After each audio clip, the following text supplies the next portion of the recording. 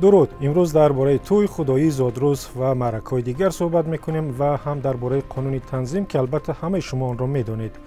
کمیته دین گفت چند پیش از 10,000 نفر در تاجیکستان پرسیدند که طرفدار قانون تنظیم رسم آیین هستند که توی و معرکه‌های با حشمت را منع کرده است. هدف اساسی نظرپرسی مردم تطبیق با ثمر قانون مذکور میان جامعه و گرفتن اندیشه های مردم در راه عملی شوی باز هم بهتری قانون مذکور به حساب می رود. بر اساس این قانون مثلا شما حق ندارید به جشن عروسی نه بیشتر از 150 نفر مهمان دعوت کنید. ضیافت دادن در مراسم خدایی 40 سال هم منع است و جزا و جریمه نیز دارد. رادیو آزادی هفته گذشته در این باره گزارش داشت و قسمی از مردم گفتند قانون مذکور خوب است، قسمی دیگر گفتند که هیچ خوبی نیاورد. کاربری به نام عبدالکریم در وبسایت رادیو آزادی نوشته است قانون تنظیم پامال کردن حق و حقوق مردم و هدفش هم چیزی دیگر است. او نوشته اصلا مقصد این قانون پر کردن بودجه دولت از حساب مردم و دخالت روی راست و بی‌شرمانه به زندگی و روزگار مردم است. من پول کار میکنم، عرق جبین من میریزد و کاری دولت و مقاماتش نباشد که چند کس را ضیافت و آبونان میدهم. چرا دولت به پولهای من کاردار است؟ بهترش خراجات بی‌اساسی دولتی را کم کند.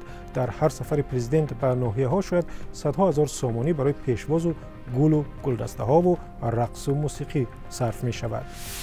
کاربر دیگری با نام مفلس نیز عین نظر را نوشته است و در وبسایت ما افزوده است که طرفدار صرفه‌جویی هست، ولی صرفه‌جویی را باید خود اداره‌های دولتی و مقامات بلندپایه یاد بگیرند. عین زمان و گفته این کاربر حکومت با قبول قانون تنظیم در سال 2007 خواسته است هرچی بیشتر مردم را زیر نظارت بگیرد. شرح مفلس را همراه از وبسایت رادیو آزادی می‌خوانیم. صرفه‌کاری خوب است ولی با قانون تنظیم کردن آن دخالت روی راست و حیات شخصی میباشد. تنظیم کردنی باشد ایدها و مراسم پرتنطنه و نادرکاری حکومتداران را تنظیم کنید. یک کمبیزاد حق ندارد برای 4 همسایه خدایی دهد ولی برای سفرهای پرتنطنه و بنتیجه حکومتداران باید پول دهد. مقصد این قانون تنها زیر نظارت گرفتن مردم تا دیگ و طبقش میباشد. اما طرفداران قانون تنظیم هم کم نیستند و گفتند که با قبول این قانون حکومت کاری خوبی کرد. کاربری که نخواسته است نامش را بگوید در وبسایت ما نوشته است که نتیجه این قانون به نفع عائله ها در تاجیکستان بود که به گفته او خودنمایی و نشان دادن خویش را دوست می‌دارند. شرح او چنین است: من طرفدار تنظیم جشن و مراسم هستم. برای آنکه خرچ‌ها بسیار بود در توی مرده کمی دیگر کمتر می‌کردند خوب می‌شد. همین لباسایی که برای عروس می‌برند ناپوشیده کهنه می‌شود. پیش روی مردم ما را با قانون می‌گیری. اگر سردهی برای خودنمایی خود را زیر قرض می‌گذارند.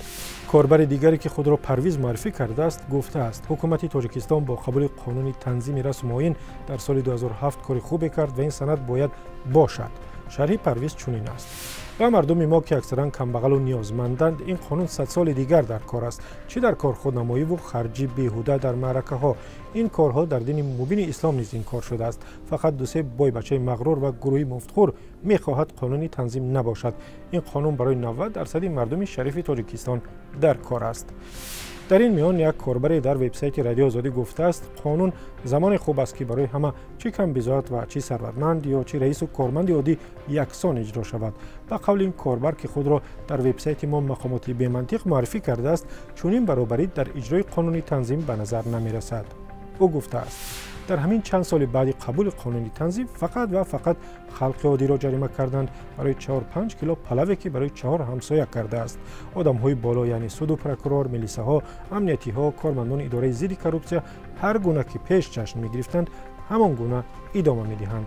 بگذار عدالت باشد معرکه پروکورور را ویران کنند، در تلویزیون نمایش دهند. اگر قانون قبول کردید بگذار برای همه یکسان اجرا شود.